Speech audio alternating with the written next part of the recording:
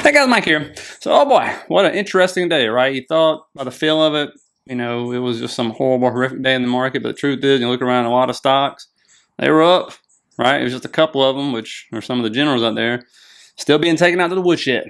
And so we're going to go over that right there. I'm going to take you through a little story and show you the timeline, exactly what unfolded today, magically, what happened, right? And how news and data drove this market today. And of course, don't forget your options and everything like that as well.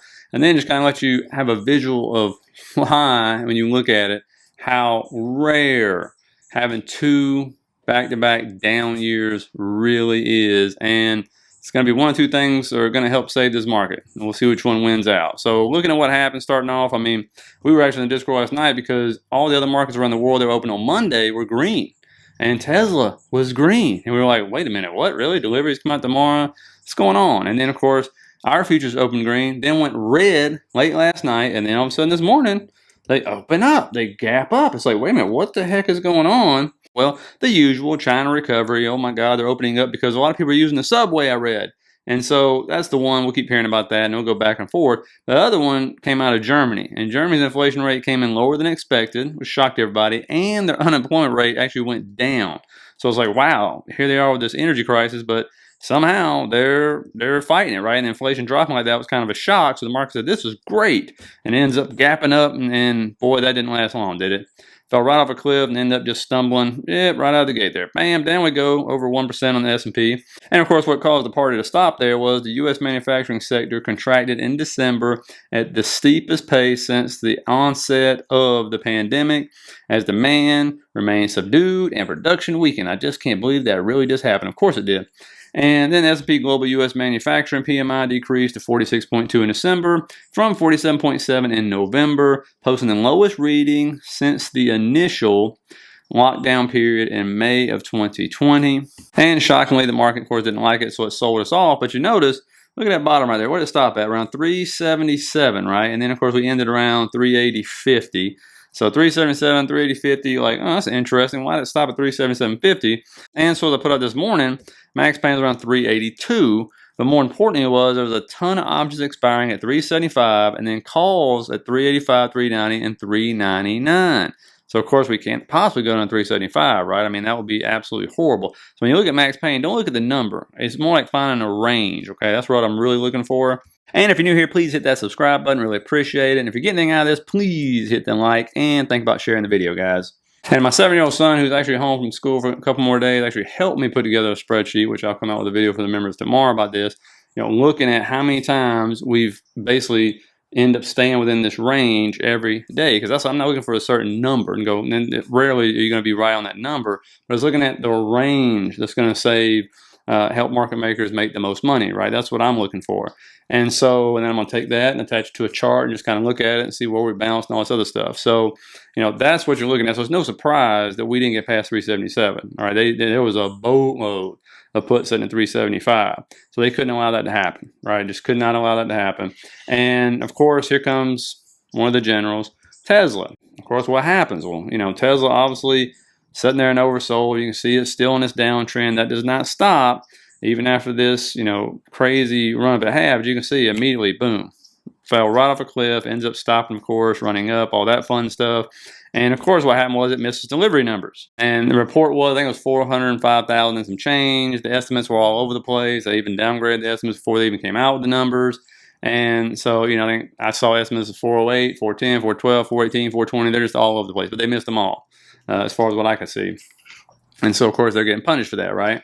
And so, it was funny where it stopped at. Those people were like, oh my God, how low can it go? Because it's a new 52-week low at 104.70, I think was the low today. And you just look at it and you're like, well, whole lot of puts rolling through for 105, and to strike 105, that is, they started buying these at 113, 110, 111, right? Well, you see the times they're coming through here, and some of them are coming through, early and later on, but anywhere from like 10 to 130, a lot of them are rolling through. And so those folks made a killing in a very short amount of time, assuming they absolutely sold those puts and stuff, and to cash out big time. I'm talking about millions of dollars right there in a very short amount of time. And shockingly, it started to go back up. Imagine that, after those puts went in the money. And, if you look, it's just kind of amazing to me. It's like deja vu, right?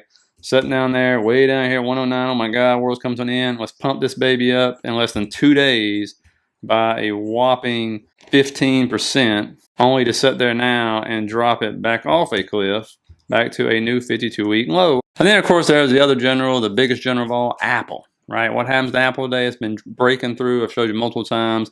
Support level, trend lines, everything else. And you can see immediately out the gate, ends up going negative after the quick pop, and boy, here it goes. And what's crazy about Apple is, when we zoom in here, like that's definitely a fall right this morning, straight down. It was down like 5% one time, which is a ton for Apple, but don't worry, it'll fight its way back at the end of the day, try to make it look respectable. And I want to look at the daily, and make sure you focus on the RSI down there. We recently hit oversold, right? But then look how many times it's been oversold this year, actually touched down there. It's been in October, and then we got to scroll all the way back to like March of 2021. I mean, this stock just started getting oversold this year. Isn't that amazing? All these other stocks have been just hammered down, and there it is, holding strong. And again, as Apple goes, the market goes, right? Big mega cap. And actually, I think it fell below this morning. It's $2 trillion market cap for the first time in a long time. And so that's pretty significant, right? And so we're going to see if all of a sudden you start seeing a bunch, I mean, a lot of negative news coming out about Apple. Okay. And if I don't know if you ever noticed this, when a stock starts showing weakness and the big money realizes, like, oh man, I think we can really short this thing to death. All of a sudden you'll start seeing news you don't really see coming forward. It's kind of hidden, all this good stuff. Because when they run it up, they don't want that news to come out, right? By iPhone production, all this stuff. You'll see it hit every once in a while. But now I want to see if it starts coming every day. That's what I'm looking for. Now, if you start seeing that kind of news hitting every day, and they just keep reiterating it over and over. And I saw someone on Twitter put a post out. Be careful with those posts, because when you look it up, it's like a post. It makes it look like it's new, like it just hit about iPhone production and all this other stuff. But those are things coming out in October and November. They just wasn't getting any love, right? And so I want to see if that's the kind of stuff you start seeing, because that's what short sellers love to do. That's what pushes down a stock, is bad news, especially for like Apple. And it has a long way to fall, especially when it's falling through support levels like it is now. But I want you to look at this chart so you can get a visual of how rare it is we have back-to-back down years, right? That's where 2022, which wiped out 2021. You see one candle, and you get 3 candles during the dot-com bubble, right? And as we just kind of scroll back, you can see there's another 2. This was during when we were fighting inflation right there, 72, 73. Again, all you see is individual reds though, right? It's one down year, then in a green year, may not be much.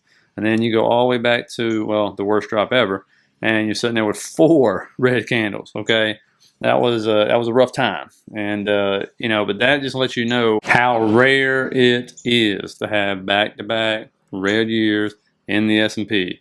It's going to happen this year. We will find out. We will find out how this market operates in a high inflationary, high interest rate, lower liquidity market.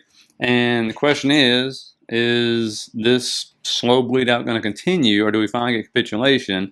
And are something like stock buybacks, who accounted for 40% of the S&P return since 2011, going to be one of the ones that continue this slow bleed, or help keep the market propped up? And you can see this is what accounted for all those returns. You got PE multiples, which should be bad this year. Earnings per share should be bad. Dividends, will the companies keep them as high as they are now? And then stock buybacks, right? What's that new tax going to do? We don't know. The other thing is looking at the M2 money supply. Look at it. It's actually negative. And this chart goes back, this is Charlie Blail, back to 1959. And there's no negatives on here besides that one. I mean, it has fallen off a cliff with everybody raising rates, rolling off their balance sheets and everything else. And so less liquidity means obviously a rougher market normally. And then, of course, all the stuff happening today, which, of course, Tuesday we've already reported, and you see what happened. But trust me, we got a lot of data coming out this week. You got ISM manufacturing, PMI coming out tomorrow, the JOLTS job report, that always moves things, ISM manufacturing tomorrow as well. And then we come on down to Thursday, ADP non-farm employment changes, unemployment claims. I don't think trade deficit is going to matter. Final services PMI most likely. And then you're going to come into crude oil inventories also in Thursday, so that'll affect oil prices. But then Friday, again, here it is, average hourly earnings, month over month, non-farm employment changes, unemployment rate, right? This is all about whether the Fed's going to keep tightening or not. They're finally getting their way, and interest rates are actually having an effect on the economy. That's what we're going to have to see, right? And I'm also going to look into their balance sheet too, because I don't think they've been rolling off as fast as people thought they were going to roll off, even though having an effect on the economy like they want to see. And we'll have to see also how the market's going to react. If you finally see negative unemployment data coming across, is that going to move the market up like it's been doing? Because that means the Fed won't keep tightening as much and all that good stuff. Or will it finally start sending it down because what's bad for the economy actually is bad for the stock market, right? So that's what we're going to have to see. But it's a loaded week this week, and you saw how that data came out today and just sent the market south fast, right? And so, we'll see. I mean, look, China stocks are up again, even when our stocks are down, but we'll see what's going on. I got a lot of data to put in here tomorrow. I didn't want to put in this video because it'd be way too long. So I'll put that in here tomorrow, okay? And hope you guys have a good one. Hit the like, subscribe button if you got anything out of it. Really appreciate all your support, and I'll see you guys tomorrow.